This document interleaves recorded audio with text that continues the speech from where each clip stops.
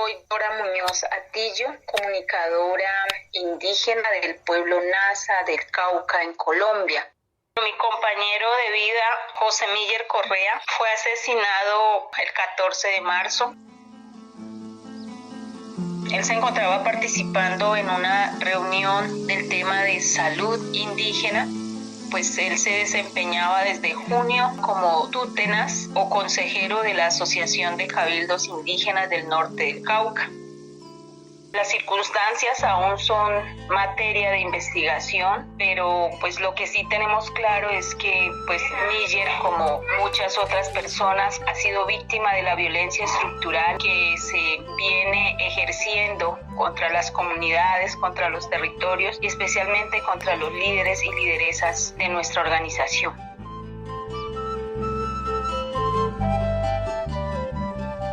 En los últimos meses de este año se han presentado un sinnúmero de asesinatos de líderes y lideresas sociales, de autoridades indígenas, de guardias indígenas en nuestro territorio y en nuestra organización. Estas políticas de muerte han afectado de manera muy significativa, han generado una desarmonía muy grande en el territorio, en la comunidad y en las familias.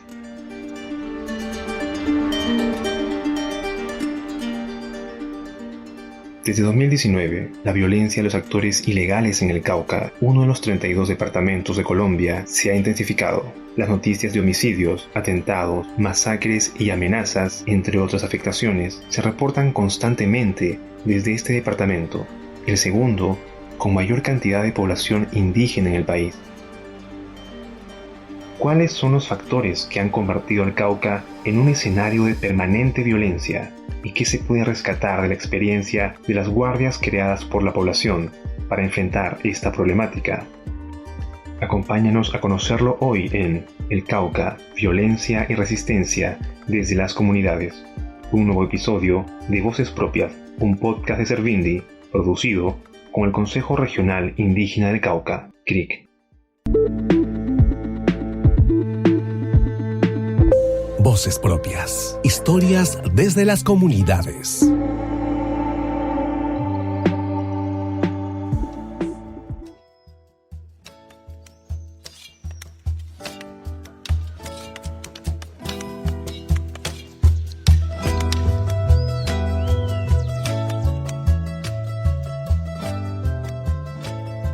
El Cauca está ubicado al suroeste de Colombia. Cuenta con una superficie de 29.308 kilómetros cuadrados, lo que representa el 2.56% del territorio nacional. Alberga a más de 1.400.000 habitantes que se dedican principalmente a la producción agrícola y la ganadería.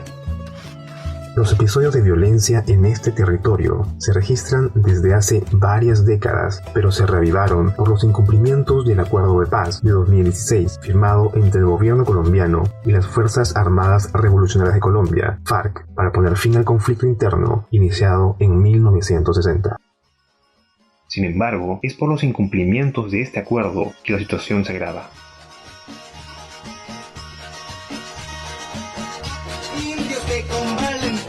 Y fuerza en sus corazones, indios que con valentía, y fuerza en sus corazones, por justicia y pervivencia, hoy empuñan los bastones, por justicia y pervivencia. Se ha generado más violencia después de los acuerdos de paz, uno, porque el incumplimiento del gobierno, dos, porque realmente el tema de las economías ilícitas ha avanzado en el tema del control del narcotráfico, pero también vemos de que el tema no ha sido tenido en cuenta, las propuestas que se hicieron en estos acuerdos de paz, igualmente la sociedad civil no participamos en su conjunto, y yo creo que eso ha conllevado a que día a día pues la disputa territorial se ejerza de una manera violenta por los actores armados, y donde las autonomías territoriales de las autoridades indígenas pues se ha puesto en un riesgo.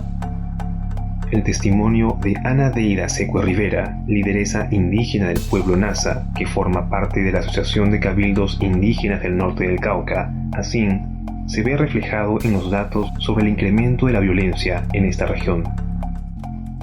Según el reporte anual 2020 del Programa Defensa de la Vida y los Derechos Humanos del Consejo Regional Indígena del Cauca, CRIC, los 25 homicidios registrados en 2016 pasaron a ser 106 para el 2020.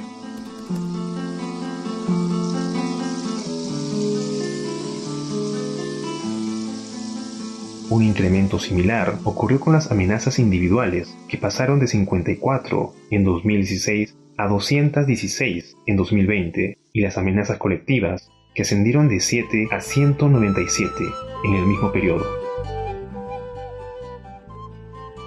Es muy compleja la situación acá en el Cauca. A diario no solamente se registra un hecho de asesinato, sino que se registran 8, 6, mínimo 5, 4, 3. Entonces, diario.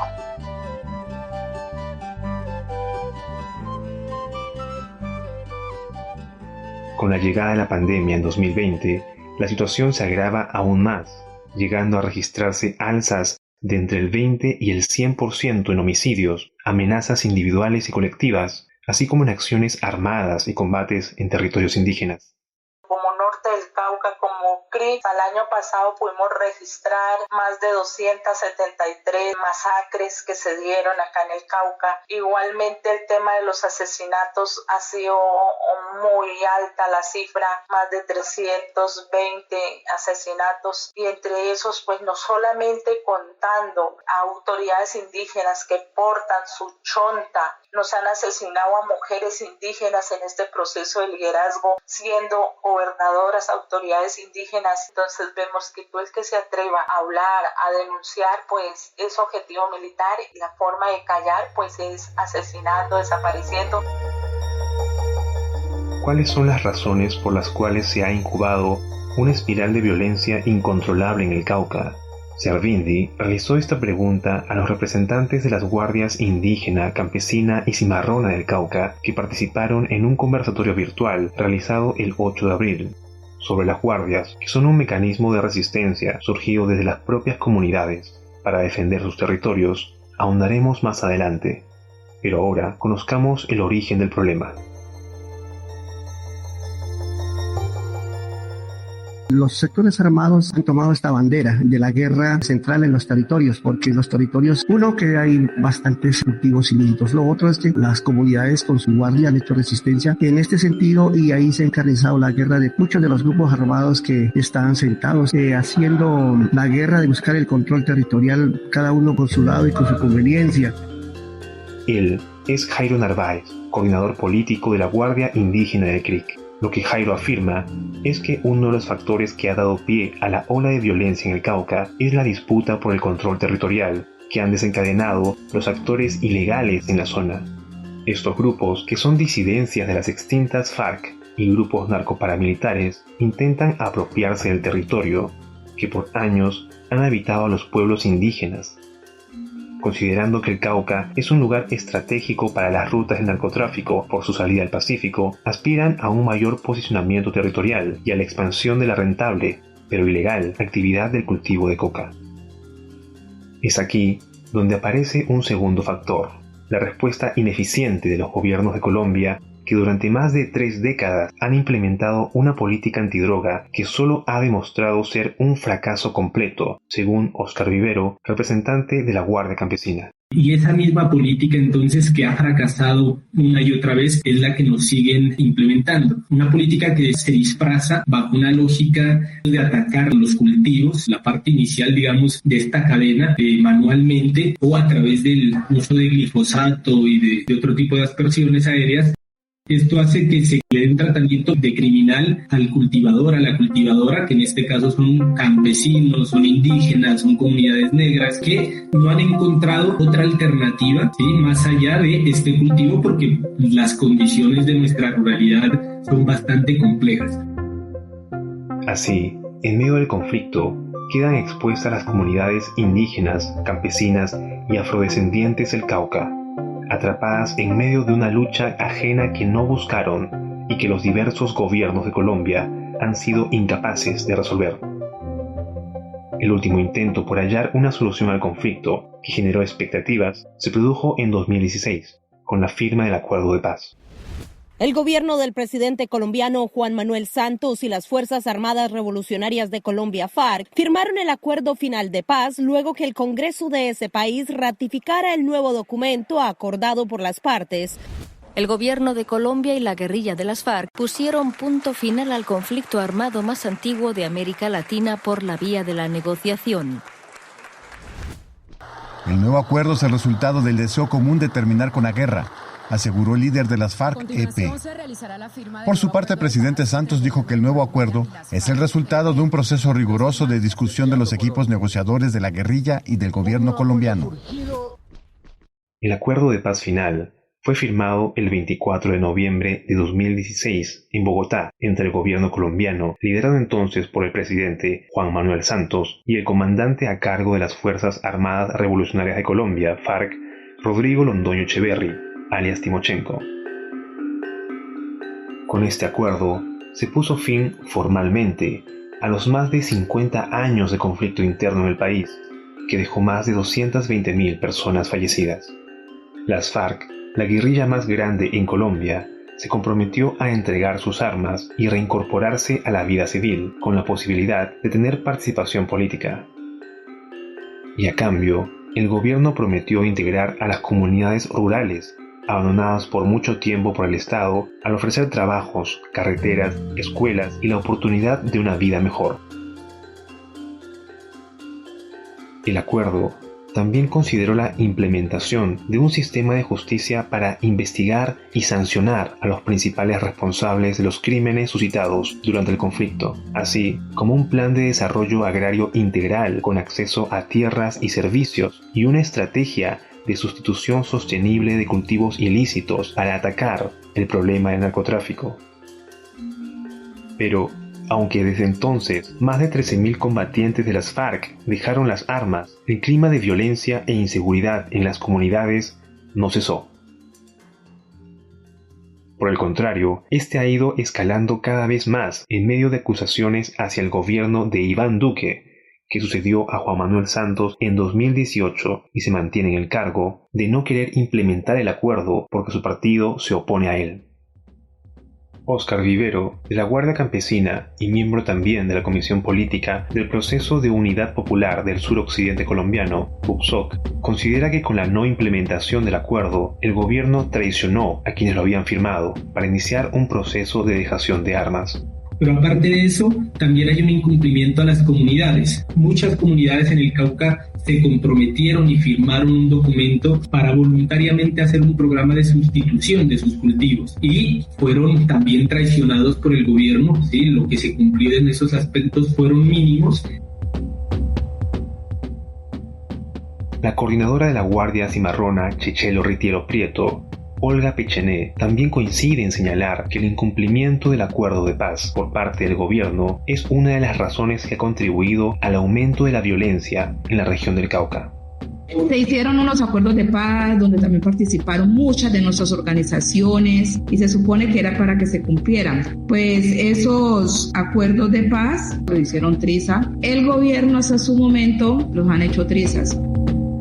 Los han dejado a un lado, han violado también ese acuerdo y por eso viene a jugar, como se dice, la gran violencia, se dispara la crisis humanitaria, especialmente en el norte del Cauca. No ha cesado, sino que se ha agudizado las muertes a líderes sociales, a campesinos indígenas, a afro.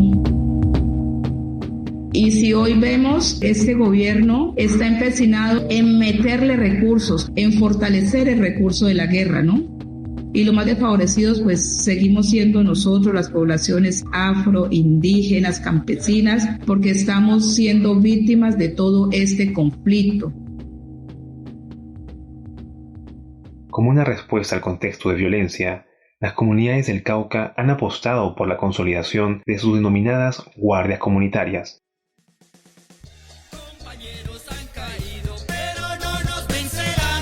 Compañeros han caído, pero no nos vencerán, porque por cada indio muerto, otros miles nacerán, porque por cada indio muerto, otros miles nacerán.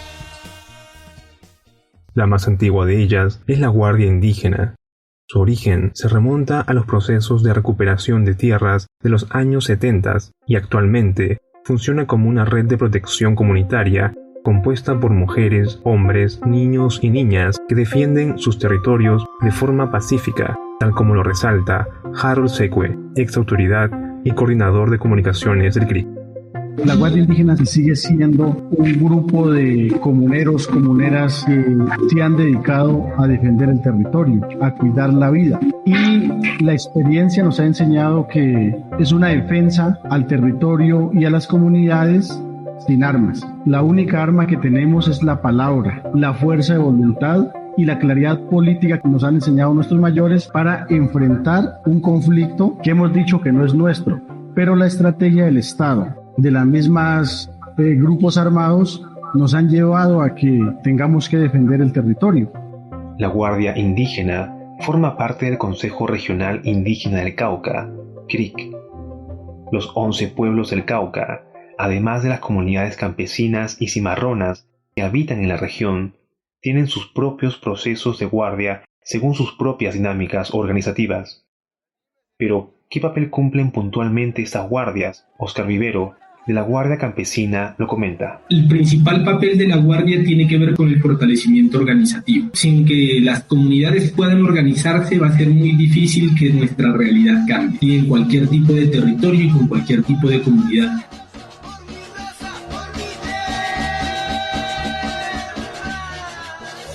Entonces el papel de la Guardia cumple ese rol de fortalecer a nivel organizativo, de defensa del territorio, en donde esta defensa no tiene que ver precisamente con el uso de la fuerza, con la autoridad, con una imposición, sino que tiene que ver primero con un ejercicio de conciencia sobre el territorio y segundo también sobre un ejercicio de diálogo con las diferentes comunidades y con, digamos, las diferentes personas que conforman esa comunidad. Y por supuesto, formación política, porque precisamente todas nuestras acciones son acciones políticas. Además de ello, entre las acciones voluntarias que realizan se encuentran labores de protección, apoyo a cabildos, liberación de personas secuestradas, búsqueda de desaparecidos, traslado de heridos y atención de primeros auxilios. También ayudan a organizar el orden cuando se realizan grandes eventos, como movilizaciones o congresos, habiendo logrado implementar mecanismos de comunicación que les permiten alertar oportunamente sobre los riesgos que pueden enfrentar. Y aunque en el camino de este proceso han lamentado la pérdida de muchos de sus miembros por la despiadada violencia que los ataca, quienes encabezan estas iniciativas están convencidos de que la organización desde las comunidades es la única vía que les queda para intentar cambiar su realidad ante el abandono estatal. El ejercicio de la Guardia ha sido una estrategia de defender la vida y el territorio, los derechos humanos de las comunidades, y ante eso seguimos apostando porque la Guardia es significado de dignidad de los pueblos. Al igual que en Colombia, hoy en día, otros países de la región latinoamericana como Brasil y Perú sufren escenarios de violencia similares ante el avance de la presencia de actores vinculados a la tala ilegal, la minería y el narcotráfico, entre otros ilícitos. Frente a este panorama, ¿qué se podría rescatar de la experiencia de las guardias indígena, campesina y cimarrona del Cauca? ¿Será posible replicar este mecanismo en otros países de la región con una problemática similar? Harold Sekwe, de la Guardia Indígena, considera que sí, partiendo por rescatar el trabajo de orientación política que realizan mediante esta red, aunque, eso sí, se tendrían que tener en cuenta las particulares necesidades y contextos del problema en cada población. Porque la Guardia no está para agredir, está para orientar, no está para usar el bastón de mando para pegarle al otro, está para orientar a través de ese don que le ha dado a las comunidades. Si bien en otros países o pueblos indígenas de Latinoamérica quieren implementar el tema de la Guardia, lo podrían hacer, pero de acuerdo a su necesidad y de acuerdo a su contexto. Que sea lo mismo como el Cauca, tal vez no, pero sí puede ser un punto de referencia que permita hacer un trabajo en sus territorios. Oscar Vivero, de la Guardia Campesina, coincide con ello y es enfático en señalar que un mecanismo como este solo podría ser replicado en aquellos lugares donde la población sienta un profundo amor por su territorio y esté dispuesto a defenderlo. Este ejercicio de guardia puede ser llevado precisamente en donde haya gente dispuesta desde su amor hacia su territorio, dispuesta a defenderlo, cabe el ejercicio de la guardia. Para poner un ejemplo cercano de que sí puede ser replicado este modelo, Óscar menciona el proceso que se viene desarrollando actualmente en Popayán, en la parte urbana de la capital del Cauca. Allí, según cuenta, se han iniciado ejercicios de recuperación de tierra, mediante la construcción de barrios de carácter popular al interior de la ciudad, y como parte de este proceso, se han venido construyendo y fortaleciendo guardias comunitarias. Es decir, a partir entonces de ese relacionamiento con la guardia campesina, con las guardias que han existido en la ruralidad del Cauca, la misma gente también de la zona urbana, en este caso el municipio de Popayán, ha entendido también como la defensa de su territorio, en este caso sus barrios que están en construcción, para poderlo organizar mejor, han decidido construir sus guardias comunitarias. Creo que es un ejercicio que precisamente se puede llevar a cualquier escenario y entendemos lo que decíamos hace un rato, que la guardia es defensa del territorio, es amor por su territorio.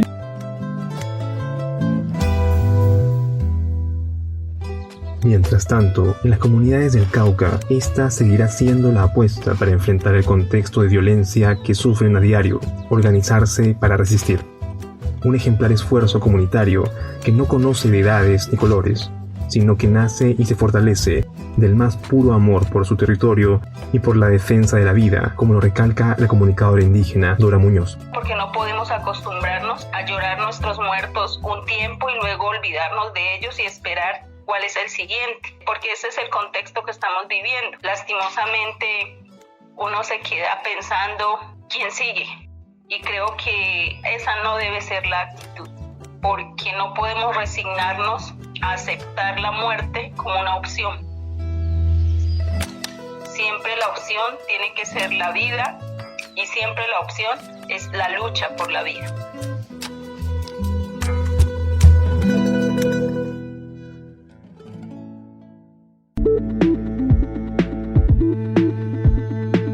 Voces Propias es una producción de Servindi con el apoyo de la DW Academy y la cooperación alemana en el marco de la alianza Ríos Voladores. Pueden encontrarnos en Facebook, Twitter, Instagram y ahora también en SoundCloud y Spotify. Hasta un próximo episodio.